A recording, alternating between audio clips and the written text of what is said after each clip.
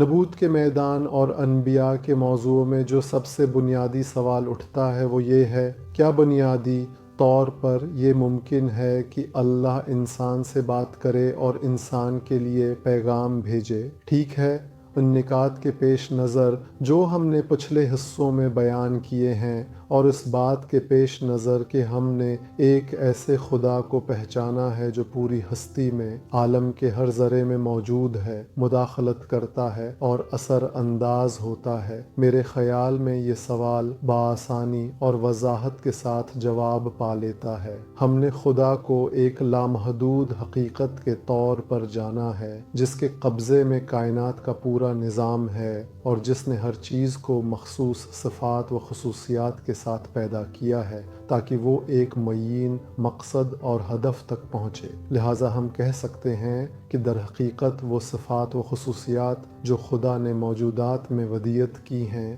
یہی وہ پیغامات اور ہدایات ہیں جو خدا اپنی مخلوقات کو دے رہا ہے۔ آپ ایک ذرہ، سیارہ، کہکشاں، درخت، پھول یا کوئی اور چیز لیجئے، سب کو ایسی خصوصیات دی گئی ہیں جو انہیں ایک مخصوص راستے پر چلنے، ایک مقصد کے پیچھے بڑھنے اور نشوونما پانے پر آمادہ کرتی ہیں۔ یہ خصوصیات کہاں سے آئیں؟ یقیناً یہ خصوصیات اسی منبع قدرت اور ہستی کے منتظم نے ہر موجود کے اندر رکھی ہیں اور ایک نہایت حکیمانہ انداز میں انہیں پیغام دیا ہے کہ وہ انہی ہدایات کے مطابق حرکت کریں اور نشوونما پائیں۔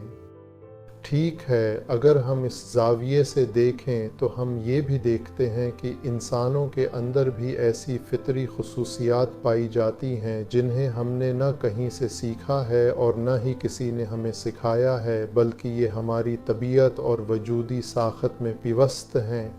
مثلاً وہ اخلاقی اقدار جن سے تمام انسان بغیر کسی باہمی معاہدے یا تعلیم کے فطری طور پر وابستہ ہیں، جن کا کچھ چیزوں کی طرف رجحان ہوتا ہے اور وہ جانتے ہیں کہ کچھ اعمال اچھے ہیں اور کچھ برے۔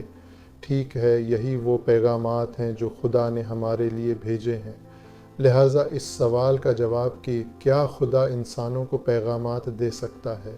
یہ ہے کہ یقیناً خدا ہمیں پیغامات دے چکا ہے اور دے رہا ہے۔ جس طرح اس نے دیگر موجودات کو پیغامات دیے، اسی طرح وہ انسانوں سے بھی مسلسل مخاطب ہے اور ان کے باطن کے ذریعے ان سے ہم کلام ہے۔